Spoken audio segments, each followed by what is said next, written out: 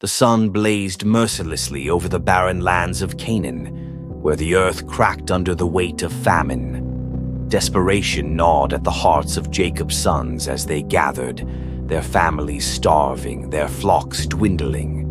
Word had reached them. Egypt held the key to survival. Grain, abundant and life-giving, was stored there under the stewardship of a wise and powerful ruler. And so, with heavy hearts and empty sacks, the brothers set out, unaware that destiny awaited them in the land of the Nile. In Egypt, Joseph stood tall, his robes of authority shimmering like the sun on the Nile. Years had passed since his brothers had cast him into the pit, selling him into slavery. Now he was second only to Pharaoh, the savior of nations. When his brothers arrived, bowing low before him, their faces weathered by hardship, Joseph's heart clenched.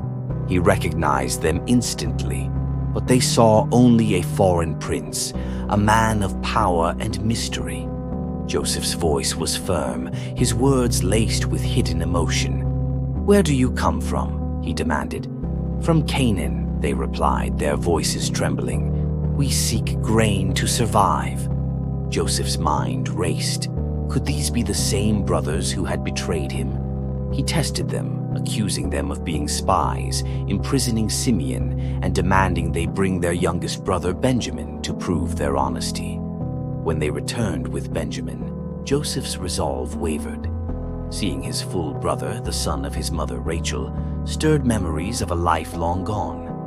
At a feast, Joseph's emotions surged as he looked upon Benjamin, his heart breaking for the family he had lost. But the final test came when he planted his silver cup in Benjamin's sack, framing him for theft. Judah, the brother who had once suggested selling Joseph, stepped forward, offering himself as a slave in Benjamin's place. His plea was raw, filled with remorse and love for their father, Jacob. Joseph could bear it no longer. "Leave my presence," he commanded, his voice cracking. But as the room emptied, he wept, great, heaving sobs that echoed through the halls. Summoning his brothers back, he cried out, "I am Joseph. Is my father still alive?" The brothers froze, their faces pale, their hearts gripped by fear and guilt. But Joseph's next words were a balm to their souls. "Do not be distressed or angry with yourselves for selling me here, for God sent me ahead of you to preserve life." Tears flowed freely as Joseph embraced Benjamin, then each of his brothers in turn. Forgiveness, long buried under years of pain and separation, blossomed like a flower in the desert. The brothers, once divided by jealousy and cruelty, were now united in awe and gratitude. God's hand had been at work, weaving their brokenness into a tapestry of redemption. News of Joseph's survival reached Jacob in Canaan, and the old man's heart, heavy with decades of grief, stirred with disbelief. "Joseph is alive," he whispered, his voice trembling. "My son, whom I thought was devoured by wild beasts, lives?" Overwhelmed, Jacob gathered his family and set out for Egypt, the land of his son's triumph. At the border of Egypt, Joseph raced to meet his father. The moment their eyes met, time seemed to stand still. Jacob, frail but radiant with joy, embraced Joseph, clinging to him as though he might vanish like a dream. Tears streamed down their faces, a father and son reunited after years of sorrow. "Now I can die in peace," Jacob murmured, "for I have seen your face and know you are alive." Pharaoh welcomed Jacob's family, granting them the fertile land of Goshen. There they settled, their flocks thriving, their children laughing under the Egyptian sun. Yet, beneath the surface of this newfound prosperity, a quiet tension lingered. The Israelites were strangers in a foreign land, their destiny intertwined with the will of God. The stage was set for a story far greater than they could imagine.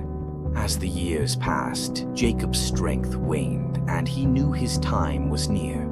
Summoning Joseph and his sons, Ephraim and Manasseh, he prepared to bestow his blessing. With trembling hands, Jacob crossed his arms, placing his right hand on Ephraim, the younger, and his left on Manasseh, the firstborn. Joseph protested, but Jacob insisted. "The younger shall be greater," he declared, his voice firm with prophetic certainty. Then Jacob called all his sons to his bedside. One by one he spoke over them, his words weaving a tapestry of blessings, warnings, and prophecies. Reuben, the firstborn, was chastised for his instability. Simeon and Levi were rebuked for their violence. Yet Judah received a promise of kingship. "The scepter shall not depart from Judah, nor the ruler's staff from between his feet, until he to whom it belongs shall come." Joseph, the dreamer, was praised for his resilience and fruitfulness, his branches climbing over the wall. As Jacob finished, his breath grew shallow, his eyes closing for the final time. "I am about to be gathered to my people," he whispered. "Bury me with my fathers in the cave of Machpelah." With those words, Jacob's spirit departed, leaving his sons to carry the weight of his blessings and the promise of a nation yet to come.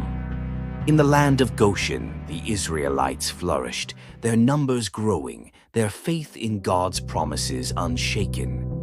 Yet the shadow of Egypt loomed, a reminder that their story was far from over.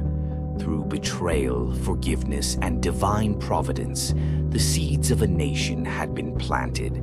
And though the road ahead would be fraught with trials, the covenant of Abraham, Isaac, and Jacob would endure, a beacon of hope for generations to come.